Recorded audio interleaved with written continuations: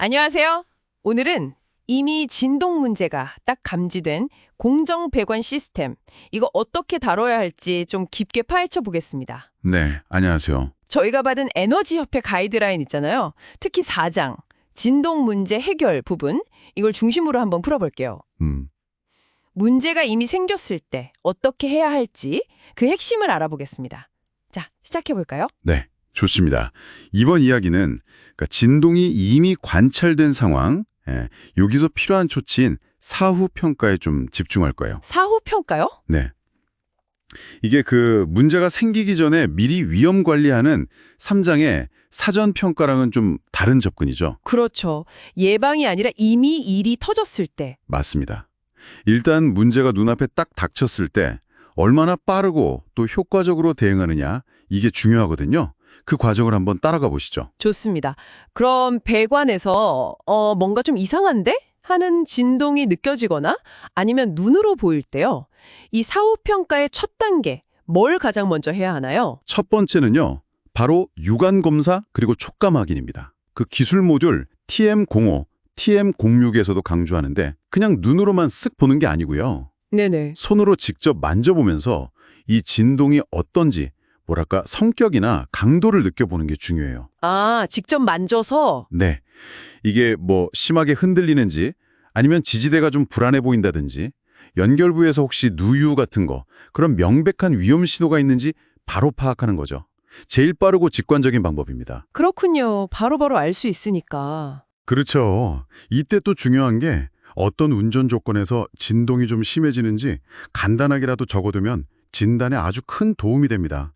이게 가이드라인 4.2.1항의 핵심이기도 하고요. 아, 그러니까 뭐 복잡한 장비 꺼내기 전에 먼저 현장에서 직접 보고 만져보면서 위험 수준을 빨리 가늠해라 이거군요. 네, 맞습니다. 그럼 만약 그렇게 했는데 이거 뭔가 좀 이상하다 이런 판단이 섰어요. 그럼 그 다음은요? 네, 그렇게 육안으로 문제를 딱 감지했다면 그 다음은 이게 객관적으로 얼마나 심각한 수준인지 알아봐야겠죠. 객관적으로요. 네, 바로 기본적인 진동 측정이 필요한 단계입니다.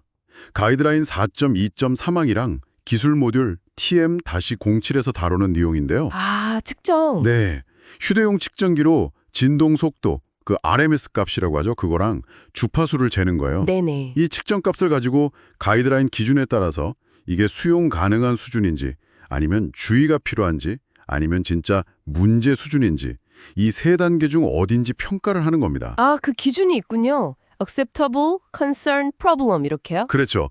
그냥 감으로 하는 것보다 훨씬 정확한 판단 근거가 생기는 거죠. 여기가 진짜 좀 중요한 지점 같은데요. 만약에 측정 결과가 주의나 문제 수준으로 나왔어요. 이건 뭘 의미하고 또 어떻게 대처해야 하나요? 주의 수준, 그러니까 컨선 단계는요. 당장은 아니더라도 장기적으로 봤을 때 피로 파괴가 생길 수 있다. 이런 중요한 경고 신호예요. 아, 그냥 넘어가면 안 되겠네요. 네, 절대 안 되죠. 그래서 이럴 땐 진동 전문가 조언을 꼭 구해서 뭐 추가 평가나 조치가 필요한지 확인해야 합니다. 전문가요? 근데 만약 문제 수준, 프로블럼 단계다. 이건 정말 심각한 상황입니다. 문제 수준이면. 네. 피로 파괴 위험이 매우 높다는 뜻이니까 즉시 가동을 멈추거나 운전 조건을 바꾸는 식의 단기적인 제어 조치를 바로 취해야 하고요. 바로요. 네, 동시에 전문가랑 같이 이게 정확히 얼마나 위험한지 파손 가능성을 평가하고 필요하면 용접부 같은 데 균열 없는지 확인하는 비파괴 감사, NDT라고 하죠. 아, 비파괴 감사. 네. 그런 정밀 검사까지도 고려해야 합니다. 가이드라인 T7.2항에서 이런 대응 절차를 아주 강조하고 있어요. 듣고 보니까 주의 단계부터 벌써 전문가 도움이 중요해지는 거군요. 맞습니다. 근데 혹시 그 기본 측정만으로는 잘 모르거나 놓칠 수 있는 그런 진동도 있나요? 아, 정확히 보셨어요. 예를 들면 300Hz 넘어가는 아주 높은 주파수 진동이라던가 혹은 평소엔 괜찮다가 특정 조건에서만 잠깐 확 나타나는 과도 진동 같은 거요. 과도 진동이요? 네.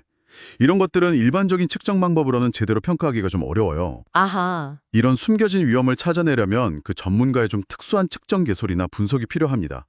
기술 모듈 TM-08에서 다루는 고급 기법들이 바로 이런 경우에 쓰이는 거고요. 그렇군요. 그래서 가이드라인 4.2.4항에서도 좀 복잡하거나 심각해 보이는 진동 문제는 반드시 전문가 평가를 받으라고 권고하는 겁니다. 아, 역시 전문가 역할이 결정적이네요.